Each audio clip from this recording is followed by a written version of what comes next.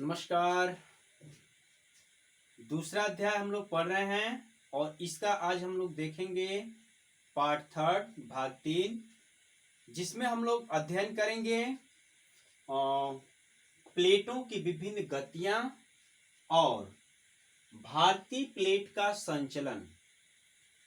इसके बारे में समझेंगे विस्तृत रूप से। और इसको समझने से पहले हम ये कहेंगे कि इसके पहले की जो 2 वीडियो हैं उसे आप जरूर देखें। अगर उसको आप देखे बिना अगर यह वीडियो देखते हैं तो आपके समझ में बिल्कुल कुछ आने वाला नहीं है। तो इसलिए जरूरी है कि उसको देखेंगे तो सारी चीजें बिल्कुल क्लियर होंगी, एक आईने की तरह स्पष्ट होगा, दिखाई देगा। ठीक है। पहले वाले वीडियो में हमने चर्चा की थी महाद्वीपीय विस्थापन सिद्धांत और प्लेट विवर्तनिकी सिद्धांत, इन दोनों की तुलना की थी। और उसमें मैंने बताया था कि प्लेट क्या होती है। प्लेट यानी पृथ्वी की भूपर्पटी, पृथ्वी की भूपर्पटी को ही प्लेट कहा जाता है। और ये भूपर्पटी 7 बड़े भूखंडों और कुछ छोटे छोटे भूखंडों में बटी हुई है। यानी 7 बड़ी प्लेटें हैं और कुछ छोटी छोटी प्लेटें हैं जो एक दूसरे से जुड़ी हुई हैं, जो हमारी बाह्य परपटी है यानी जो स्थल मंडल है, उसी को प्लेट कहते हैं। और उसमें गति होती रहती है, जिसके कारण बाह्य सतह पर वलन, भ्रंशीकरण या ज्वालामुखी की क्रियाएं घटित होती हैं। वलन यानी मोड़ पड़ना, भ्रंशीकरण यानी कि दरार पड़ना, और ज्वालामुखी की क्रियाएं जब द्रवित मैग्मा लावा बाहर निकलता है, भ्रंश के सहारे सतह पे आता है, जो कि मेंटल सीमा में हमने बताया था इसके पहले वाले वीडियो में कि मेंटल सीमा से जो द्रवित मैग्मा होता है, जो अर्ध ठोस अवस्था वाला भाग होता है, वो भ्रंश के सहारे बाहर निकलता है, वही ज्वालामुखी क्रिया है। ठीक है। तो पीछे वाले वीडियो देखेंगे तभी समझ में आएगा। तो यही देखते हैं, गतियों को समझते हैं कि प्लेटों की मुख्य 3 गतियां हैं। ठीक है। प्लेटों की मुख्य 3 गतियां हैं। 3 कंडीशन है, फर्स्ट, सेकेंड और थर्ड। इसमें देखेंगे कि जब प्लेटें पास आती हैं, जब 2 प्लेटें पास आती हैं तो उसको अभिसारी परिसीमा कहा जाता है। यानी अभिसारी परिसीमा का निर्माण करती हैं और इसे कहा जाता है विनाशी प्लेट किनारा। विनाशी प्लेट किनारा इसलिए कहा जाता है क्योंकि जब 2 प्लेटें पास आती हैं तो टकरा के टूट सकती हैं, नष्ट हो सकती हैं, या एक प्लेट के नीचे दूसरी प्लेट धंस सकती है। यानी एक प्लेट दूसरी प्लेट के नीचे धंस सकती है, इसलिए इसको कहा जाता है विनाशी प्लेट किनारा। और इसी में वलन की क्रिया होती है, यानी मोड़ पड़ते हैं, पृथ्वी की सतह पर मोड़ पड़ जाते हैं। दूसरा देखेंगे कि प्लेटें जब दूर जाती हैं, जब 2 प्लेटें दूर जाती हैं तो ऐसी स्थिति में एक नई क्रस्ट का निर्माण होता है, जिसको अपसारी परिसीमा कहते हैं। और इसको बोला जाता है रचनात्मक प्लेट किनारा। रचनात्मक प्लेट किनारा यानी एक नई रचना होती है, एक नई क्रस्ट का निर्माण होता है। और इसके पहले वाले वीडियो में हम बताए थे सागर नितल प्रसरण, जिसमें स्पष्ट रूप से हमने उसको बताया कि अटलांटिक महासागर के बीचों बीच उत्तर से दक्षिण तक फैली हुई एक पर्वतनुमा संरचना है, जिसको देखेंगे। उसके निर्माण का कारण यह है कि वहां से 2 प्लेटें एक दूसरे से दूर जा रही हैं। उसको कहा जाता है अटलांटिक महासागर का कटक, अंध महासागर कटक कहा जाता है। तो उस संरचना का निर्माण इस प्रक्रिया के फलस्वरूप होता है, एक नई क्रस्ट का निर्माण। तीसरा, जब दो प्लेटें पास आती हैं, या तो टकरा के टूट सकती हैं, या एक प्लेट दूसरे प्लेट के नीचे धंस सकती है। यदा कदा क्या होता है कभी कभी कि प्लेटें टकराने के बाद क्षैतिज दिशा में गति कर जाती हैं, यानी वो टकराने के बाद न तो टूटती हैं न एक दूसरे के नीचे धंसती हैं, वो समानांतर क्षैतिज दिशा में गति कर जाती हैं, और उसको, उस स्थिति को कहा जाता है रूपांतर परिसीमा या संरक्षी प्लेट किनारा। संरक्षी प्लेट किनारा इसलिए ना तो इसमें एक नई क्रस्ट का निर्माण होता है और ना ही वलन की क्रिया होती है, प्लेटें टकरा के टूटती हैं, ऐसी कोई घटना नहीं होती है, इसलिए इसको संरक्षी प्लेट किनारा कहा जाता है। ठीक है, यानी ना तो नई तली का निर्माण होता है और ना ही वलन की क्रिया होती है, प्लेटें टकरा के नष्ट होती हैं। तो ये प्लेटों की 3 गतियां हैं और इसकी विशिष्टताओं को हमने देखा। आगे देखें कि पृथ्वी पर 7 बड़ी प्लेटें हैं, यानी 7 बड़े भूखंड हैं जो आपस में जुड़े हुए हैं और उनमें इस प्रकार की गति होती रहती है। और वे 7 बड़े भूखंड कौन कौन से हैं, उस पे कौन कौन से क्षेत्र अवस्थित हैं, इसको देखेंगे।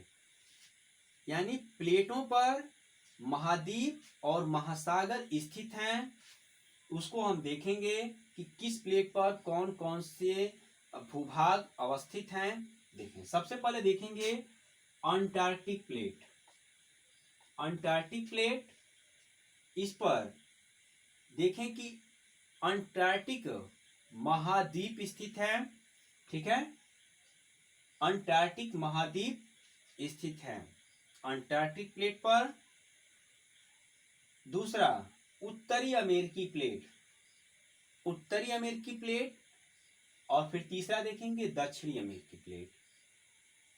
तो उत्तरी अमेरिकी प्लेट में उत्तरी अमेरिका और अटलांटिक महासागर के बीचों बीच जो कटक पाया जाता है, अटलांटिक महासागर के बीचों बीच जो इस तरह कटक पाया जाता है, यहाँ से बताए थे पहले वाले वीडियो में कि प्लेटें दूर जा रही हैं, है ना। तो प्लेटें दूर जा रही हैं, तो ये अटलांटिक महासागर का भाग और उत्तरी अमेरिका ये स्थित है उत्तरी अमेरिकी प्लेट पर, और दक्षिणी अमेरिकी प्लेट पर दक्षिणी अंध महासागर और दक्षिणी अमेरिका स्थित है।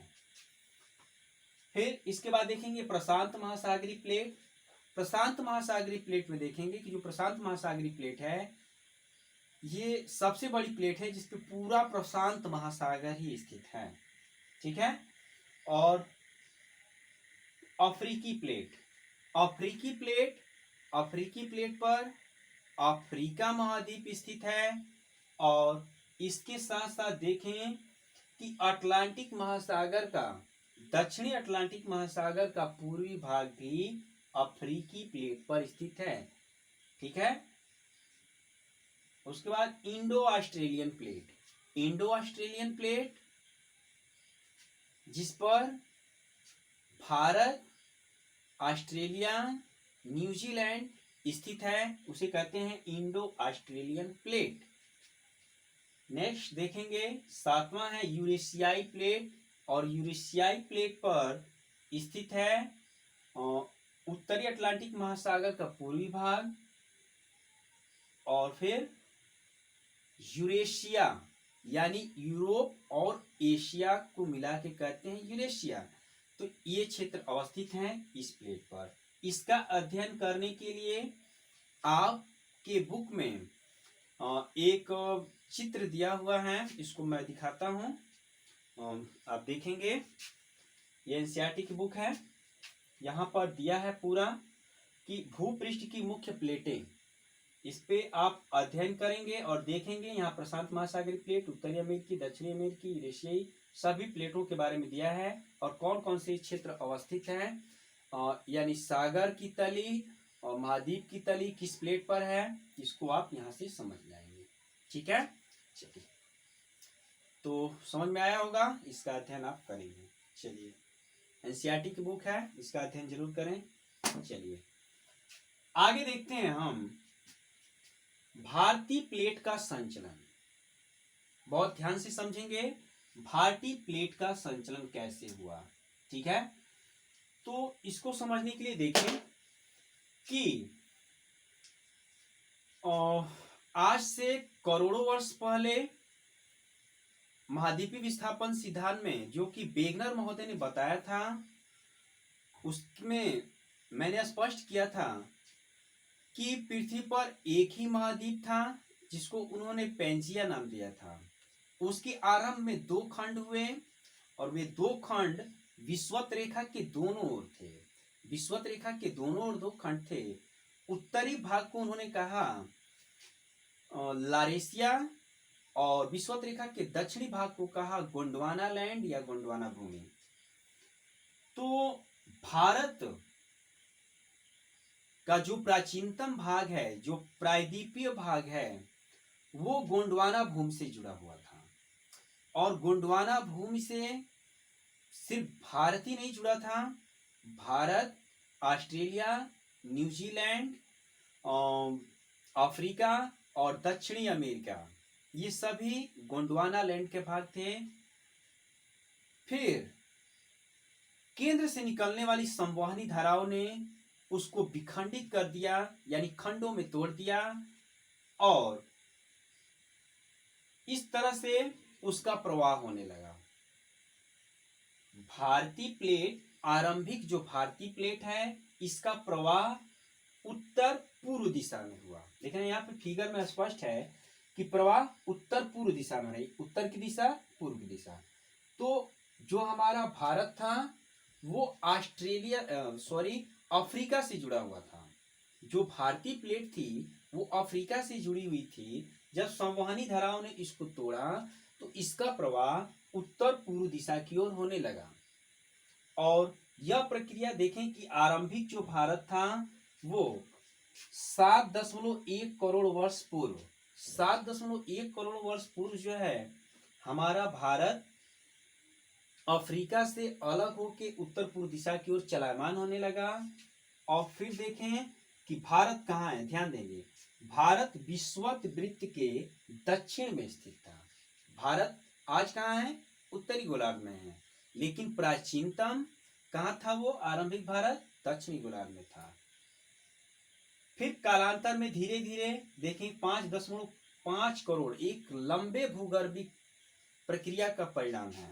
5.5 करोड़ वर्ष पहले भारत विषुवत रेखा तक पहुंच गया और फिर इसके बाद 3.8 करोड़ वर्ष पहले देखें कि विषुवत रेखा को पार कर गया और धीरे धीरे ऊपर की ओर बढ़ते बढ़ते 1 करोड़ वर्ष पूर्व, 1 करोड़ वर्ष पूर्व देखेंगे कि अपने वर्तमान भारत, जो आज हमारा भारत है, अपनी वर्तमान स्थिति में स्थापित हो गया।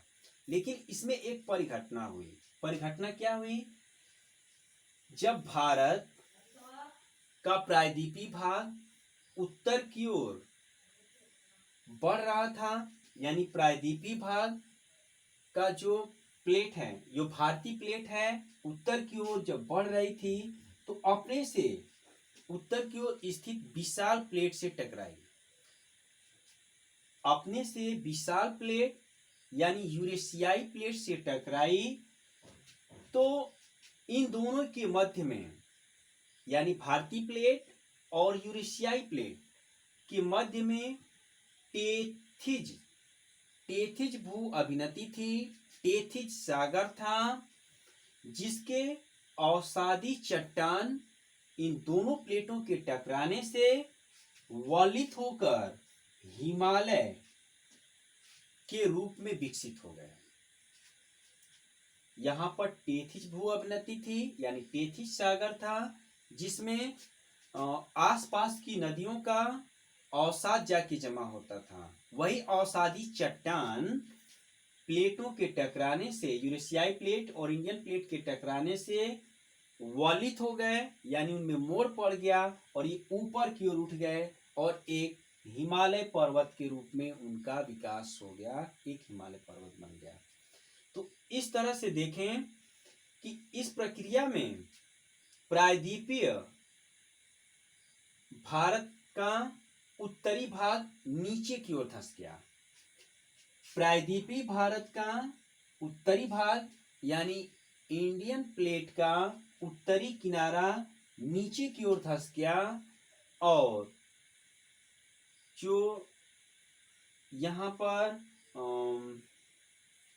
टेथिस सागर था इसके ऊपर उठने से, यानी उत्तरी किनारे के नीचे धंसने और टेथिस सागर के ऊपर उठने से एक बहुत बड़ी द्रोणिका घाटी का निर्माण हो गया और इस घाटी को भरने में करोड़ों वर्ष फिर लगा, यानी लाखों वर्ष का समय लगा।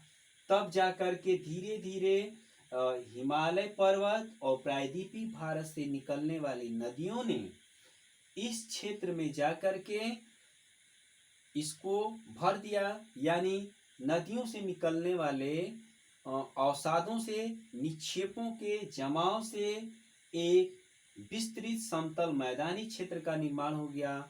जो द्रोणी बनी थी, घाटी बनी थी, वो भर गई और इस प्रकार एक विस्तृत समतल मैदानी क्षेत्र का निर्माण हो गया, जिसको आज हम उत्तर का विशाल मैदान कहते हैं।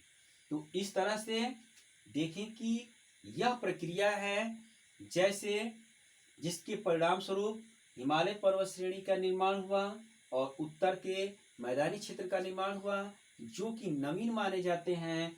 और हमारा जो प्रायद्वीपीय भूखंड है, पठारी क्षेत्र है, यह सबसे प्राचीन माना जाता है और यह आग्नेय और कायांतरित शैल समूहों से बना है। यही कारण है कि इसमें बहुमूल्य खनिज पाए जाते हैं।